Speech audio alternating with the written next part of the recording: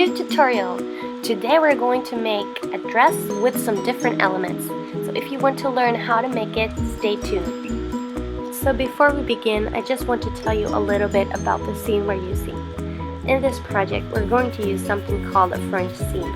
And personally, I think that a French seam makes any garment look a lot more cleaner and nicer on the inside. So to do this seam, you need to make your pattern slightly bigger than you normally would, because you need more space for your seam. Instead of just sewing one seam, we're going to sew one more seam, which means that we'll need double as much seam allowance than normal. So keep that in mind when we're not making the pattern. So for this skirt, you need 3 different measurements. The first is the waist measurement, the second is the broadest part of your hip, and then the last is the length from your belly button until how far down you want your skirt to be. The length of my skirt is 10 inches. So the next thing you want to do is to take your waist and your hip measurement, divide those numbers by 4, and then make a mark on the bottom and on the top.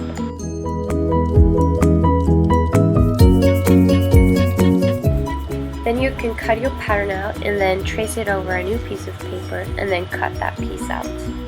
As you can see, the front piece has a little curve in the middle. The only thing you need to do is to make a mark 1 inch further down on the original pattern and then connect that mark to the side seam. And this will create a curve. Now grab your favorite fabric and let's cut it out.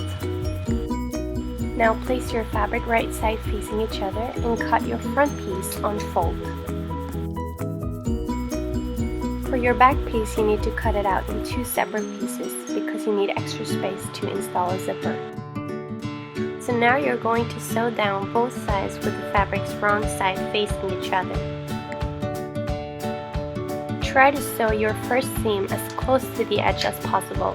But if that is hard for you, you can just grab some scissors and cut up any excess afterwards.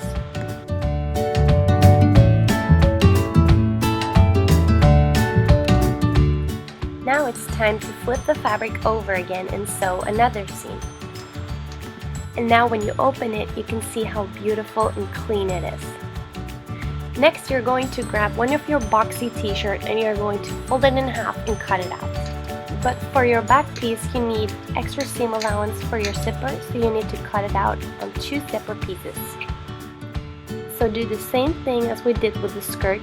Sew your first seam on the fabric wrong side facing each other, and then the second with the fabric right side facing each other. And then you have another French seam. Because the shirt on this dress is a little bit boxy, we need some gathering to make it fit the skirt. So thread your needle and then start gathering the bottom of this shirt.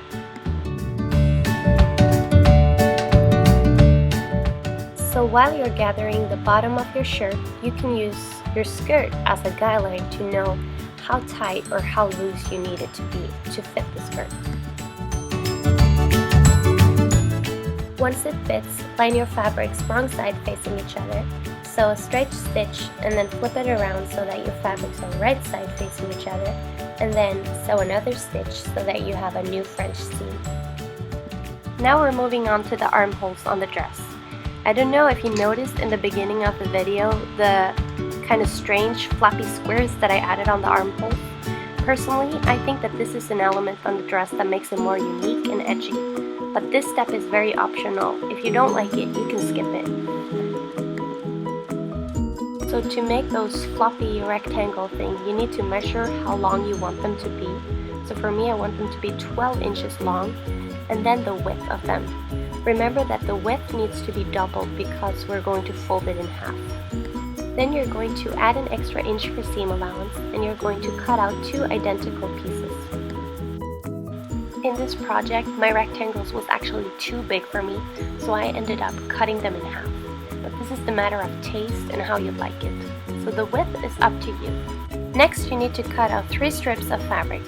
2 of the strips needs to measure around your armhole, and then the last needs to measure around your neckline. This will work as a bias tape around the edges. Make sure that they are at least 1.5 inch in the width. Next, you're going to take the longest strip of fabric and you're going to line it up with the neckline right side facing each other. Then you're going to sew a straight stitch as close to the neckline as possible. Then you're going to fold the fabric over 2 times and then sew a top stitch.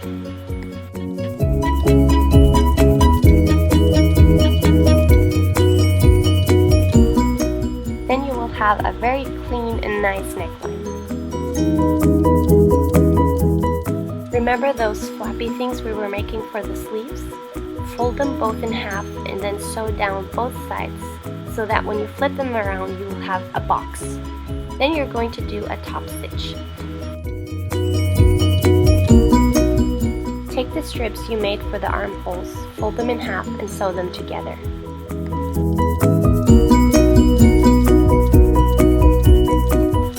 Now with your dress right side facing out, you're going to take your strip wrong side facing out, line up the seam on the dress with the seam on the strip, and then pin it in place.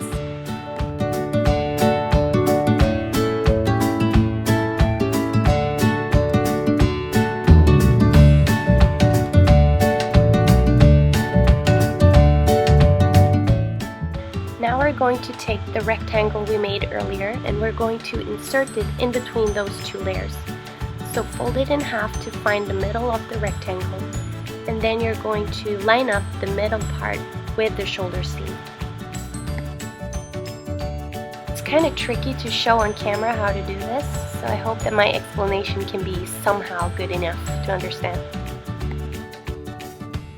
After you have sewed around the edge on both sides, you're going to do the exactly same thing as we did on the neckline. You're going to open it and then fold it around twice and then do a top stitch.